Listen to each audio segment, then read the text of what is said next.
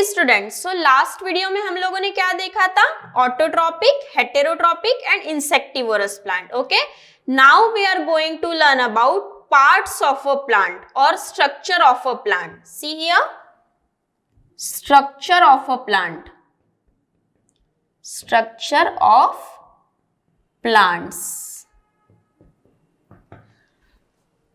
Structure of plants में अब हमें इसके पार्ट्स देखना है ना.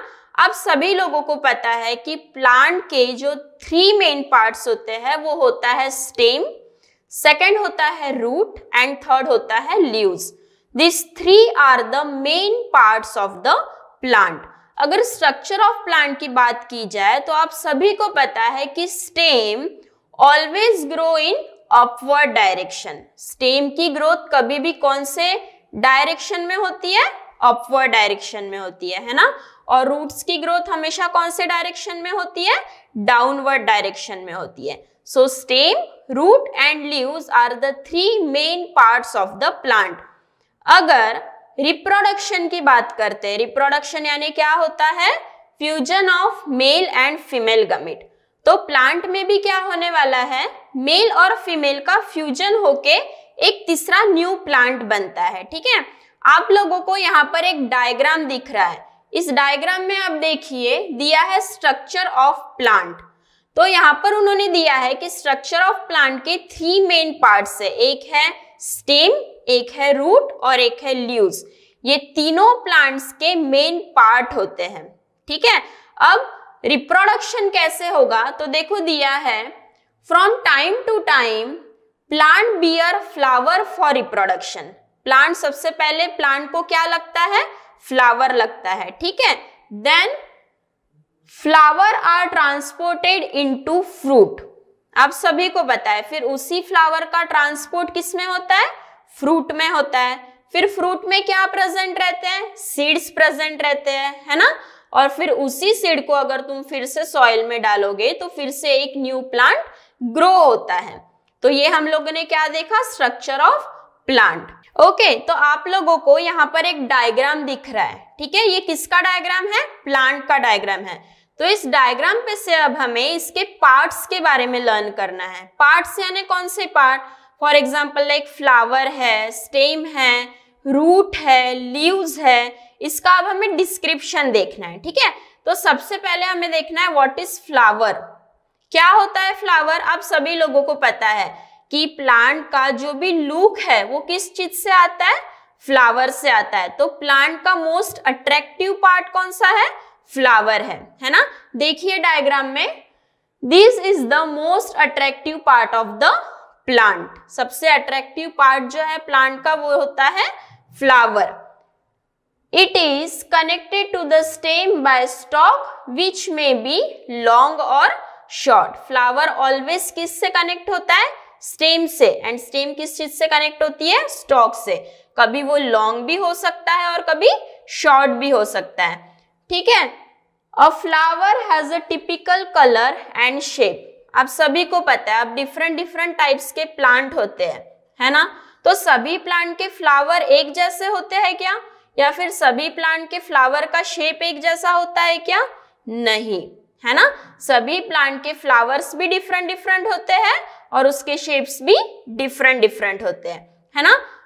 जैसे कि मैंने पहले बताया कि फ्लावर का मेन फंक्शन है फॉर देयर रिप्रोडक्शन. ठीक है, यानी प्लांट का रिप्रोडक्शन किस चीज पर डिपेंड करता है? फ्लावर पर डिपेंड करता है. ठीक है, so it is very important part and it is attractive part also. Second आता है लीफ. What is leaf? अब लीफ क्या है? जैसे मैंने आपको पहले बताया था कि प्लांट को जो भी ग्रीन कलर होता है वो किस पिगमेंट की वजह से आता है? क्लोरोफिल की वजह से आता है. ठीक है, क्लोरोफिल के पास एक पिगमेंट होता है क्लोरोप्लास्ट, और उस क्लोरोप्लास्ट की वजह से प्लांट है वह ग्रीन इन कलर, है ना.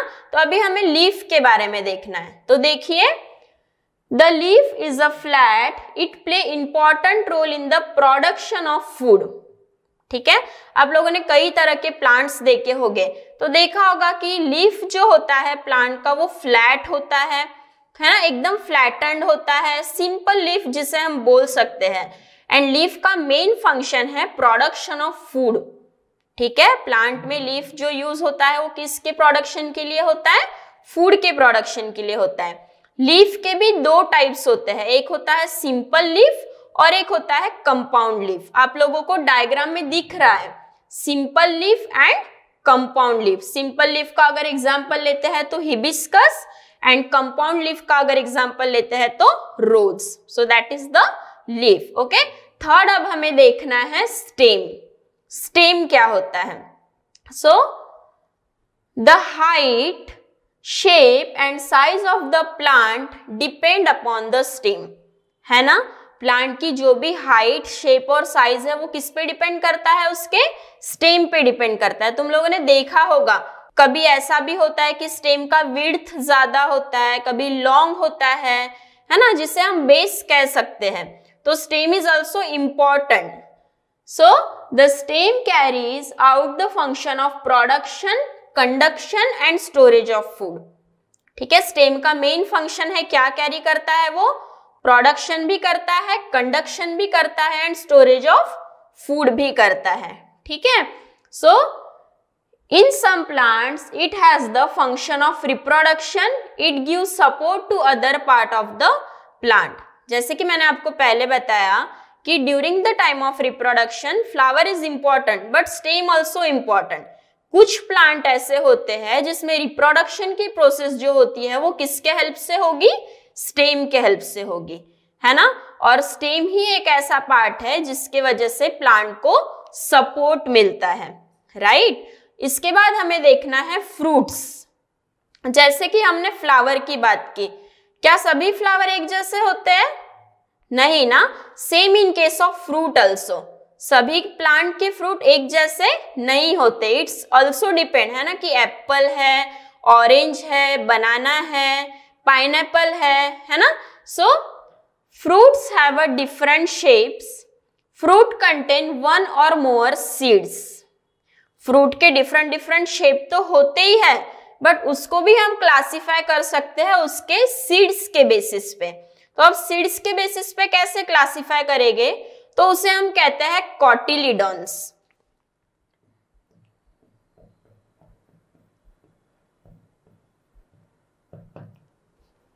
कॉटिलिडॉन्स यानी क्या होता है? इसके दो पार्ट्स होते हैं, एक होता है मोनोकॉटिलिडॉन और एक होता है डाइकॉटिलिडॉन, right.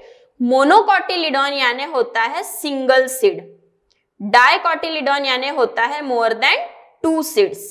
Okay, so it's depend कि उस फ्रूट में कितने सीड्स प्रेजेंट हैं, right.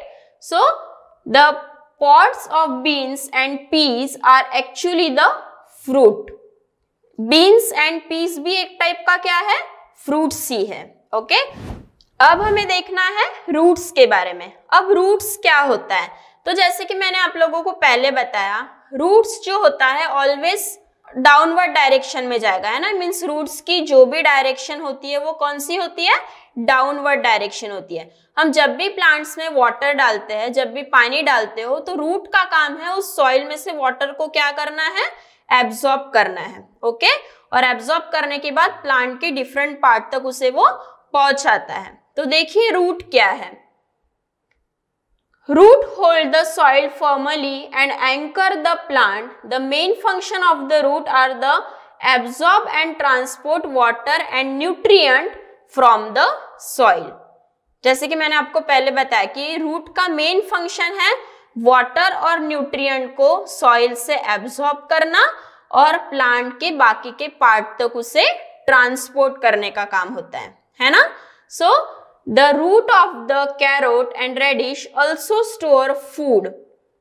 There are 2 types of root. 2 type के रूट होते हैं, एक होता है टैप रूट और एक होता है फाइब्रस रूट।